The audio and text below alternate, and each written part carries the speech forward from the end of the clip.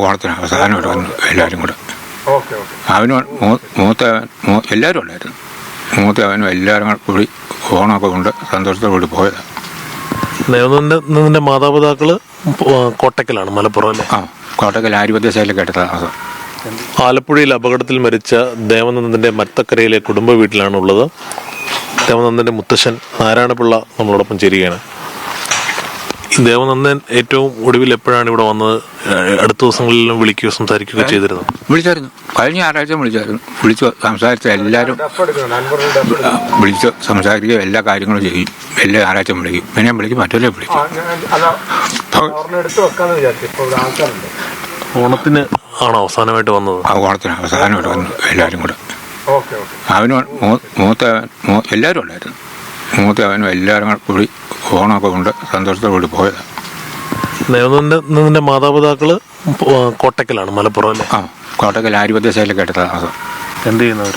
അവർ അച്ഛൻ അധ്യാപകനാണ് അറയ്ക്കൽ ഒരു സ്കൂളിൽ, അമ്മ സെയിൽ ടാക്സ് ഓഫീസറായി. സഹോദരനോ? സഹോദരൻ MBBS 3ാം വർഷം പഠിക്കുന്നു. മുത്തശ്ശനും മുത്തശ്ശിയായിട്ടൊക്കെ എപ്പോഴും വിളിക്കുകയും സംസാരിക്കുകയും ചെയ്യാറുണ്ട്. അത്ര പിള്ളേരും വിളിക്കും, എല്ലാവരും മാറി മാറി വിളിച്ചുകൊണ്ടിരിക്കും. ഞങ്ങൾക്ക് മേലാത്തറയാണ് അവർ. രാവിലെ അല്ലേ വൈകിട്ട് എപ്പോഴേലും വിളിച്ചുകൊണ്ടിരിക്കുള്ളൂ. എപ്പോഴാണ് ഈ അപകട വിവരം അറിഞ്ഞത്? കാര്യം ഇവിടെ ടി വി ഉണ്ടെന്ന് പറയുക, ഇങ്ങനെ ഒരു ധാരണ നമുക്കില്ലല്ലോന്ന്. പിള്ളേർ പഠിക്കാൻ പോയെന്നുകൊണ്ട് ടി വിയിലൊന്നും ഒരു അപകടമുണ്ട്, അതുകൊണ്ട് ഇതുണ്ടെന്ന് പറഞ്ഞ് വരും. അതെല്ലാം നമ്മളത്ര ശ്രദ്ധിച്ചില്ല. അങ്ങനെയാണ്. അതുപോലെ എളുപ്പത്തിനറിഞ്ഞു. ഇളയ മകൻ അന്നേരം പോവുകയും ചെയ്തു, കൂട്ടുകാരും കൂടെ കൂടി. അങ്ങനെയാണ്. ഒടുവിലൊക്കെ ഓണത്തിനൊക്കെ വന്ന വലിയ സന്തോഷത്തിലായിരിക്കും. എല്ലാവരും സന്തോഷത്തോടു കൂടിയാണ് പോയത്. എല്ലാവരും സന്തോഷത്തോടു കൂടിയാ എല്ലാവരും കൂടെ കൂടി എല്ലാവരും തോട്ടി പോയി ചാടി കുളിച്ച വലിയപ്പം മുതൽ ഉച്ചമക്കളെ ഒന്നിച്ച് കുളിച്ചാലും.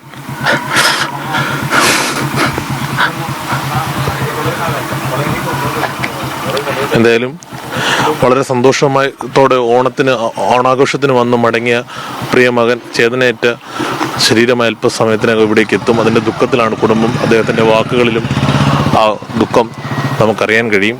ബന്ധുക്കളും നാട്ടുകാരുമായ ആളുകൾ ഇവിടെയുണ്ട്. ചേട്ടാ, സംസ്കാരത്തിൻ്റെ സമയക്രമീകരണങ്ങളൊക്കെ ആയിട്ടുണ്ടോ? നാളെ 2 മണിക്കാണ് ഉച്ചയ്ക്ക്. ഇന്നൊരു 4 മണിയോട് കൂടി വീട്ടിലെത്തും. ഇതൊക്കെ വ്യക്തിപരമായിട്ട് അറിയാമോ? കുടുംബത്തിൽ ഞങ്ങൾ സ്വന്തക്കാരാണ്. നല്ലപോലെ പഠിക്കുന്ന കുട്ടിയാണ്. ഡോക്ടറാകാൻ ആഗ്രഹിച്ചു. സഹോദരൻ ഡോക്ടറാണ്, 3ാം വർഷം പഠിക്കുന്നു. അങ്ങനെ പോകുന്നു. ഏറ്റവും ഒടുവിൽ വന്നപ്പോ ഞങ്ങൾ കാണാറുണ്ട്. എന്റെ തൊട്ട് വീടാം. എന്തായാലും അവർ എല്ലാവരും പറഞ്ഞത്, ബന്ധുക്കളും നാട്ടുകാരും ഒക്കെയും പറഞ്ഞതുപോലെ വളരെ സന്തോഷവാനായിരുന്ന യുവാവാണ്. എല്ലാവരോടും സംസാരിക്കുകയും അല്ലെങ്കിൽ എല്ലാവരോടും നല്ല ആശയവിനിമയം സൗഹൃദം സൂക്ഷിച്ചിരുന്ന യുവാവാണ് ദേവാനന്ദൻ്റെ അപ്രതീക്ഷിതമായ ഈ വിയോഗം അവർക്ക് താങ്ങാവുന്നതിന് അപ്പുറം. മറ്റക്കരയിൽ നിന്നും ടിബിൻ ഡൊമിനിക്കിനോടൊപ്പം ജോസി ബാബു, മീഡിയ 1.